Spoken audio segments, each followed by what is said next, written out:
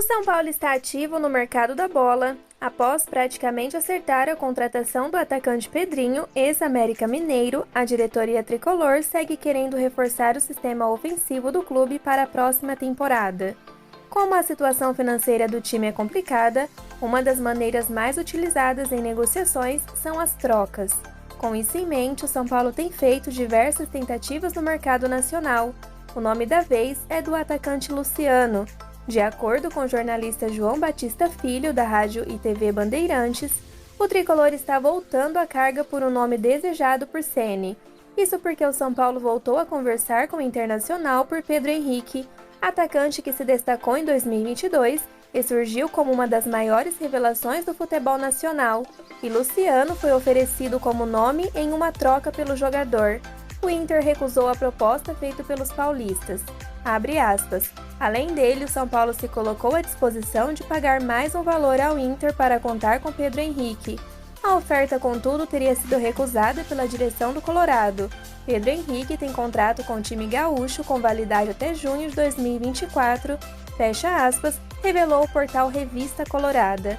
Não é a primeira vez que o São Paulo tenta a contratação do atacante, mas Luciano nunca havia sido envolvido em qualquer ideia de troca, o que prova que ninguém é intocável neste elenco atual do São Paulo e a diretoria busca não deixar o roteiro de 2022 se repetir. Em um ano de frustrações esportivas com as derrotas nas finais do Campeonato Paulista da Sul-Americana, o São Paulo tem ao menos um motivo para festejar. Apoiado pela presença maciça da sua torcida em 2022, o tricolor arrecadou 67 milhões de reais com bilheteria nesta temporada. O orçamento do clube do Morumbi para o ano previa uma arrecadação de 54 milhões. Em termos de comparação, em 2019, o último ano antes da pandemia e que contou com público nos estádios em todos os jogos, o time faturou 39 milhões. Dentre as partidas no ano de 2022, se destacam a final do Paulistão contra o Palmeiras, quando o time arrecadou 5,5 milhões, e a semifinal da Copa do Brasil diante do Flamengo. Ante o Flamengo, a renda do jogo ultrapassou 6,2 milhões. O valor só foi possível por conta da torcida tricolor, que emendou uma sequência de 12 partidas com mais de 30 mil pessoas, totalizando 1,2 milhão de torcedores presentes no ano. O maior público do Morumbi no ano foi justamente no primeiro jogo da final do Paulistão. Contra o rival Palmeiras, o estádio tricolor recebeu 60.383 pessoas.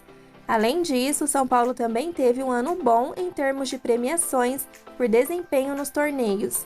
Ao todo, o clube do Morumbi ganhou, em 2022, 73 milhões de reais em prêmios pela disputa do Paulista, Brasileiro, Copa do Brasil e Copa Sul-Americana, diminuindo um pouco as frustrações por não terminar a temporada sem levantar nenhuma taça.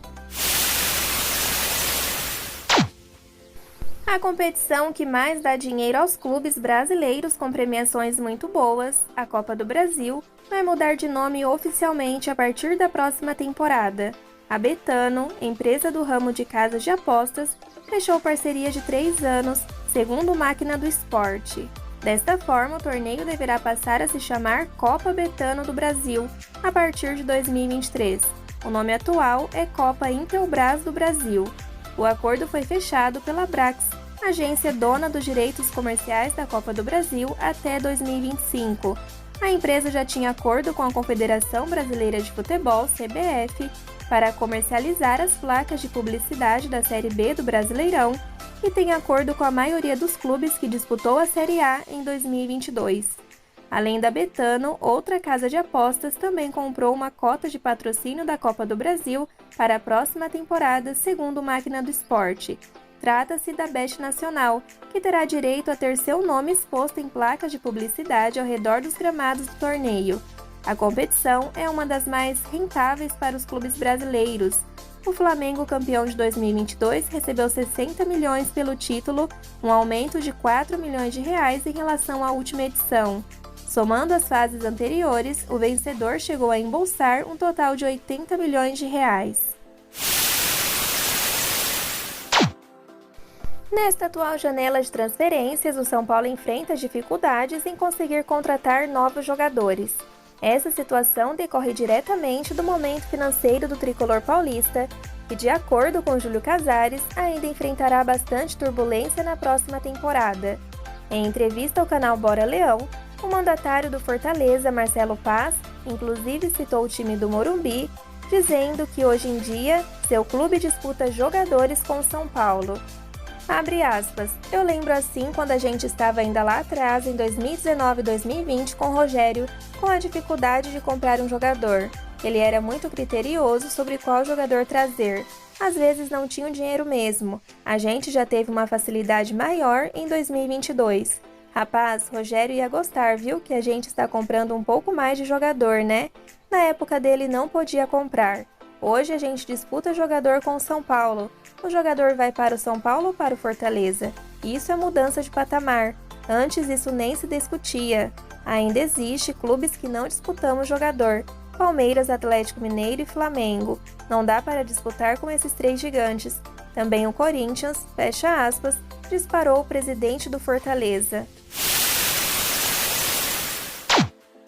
E a seleção brasileira já sabe qual será o seu caminho até uma possível final da Copa do Mundo do Catar.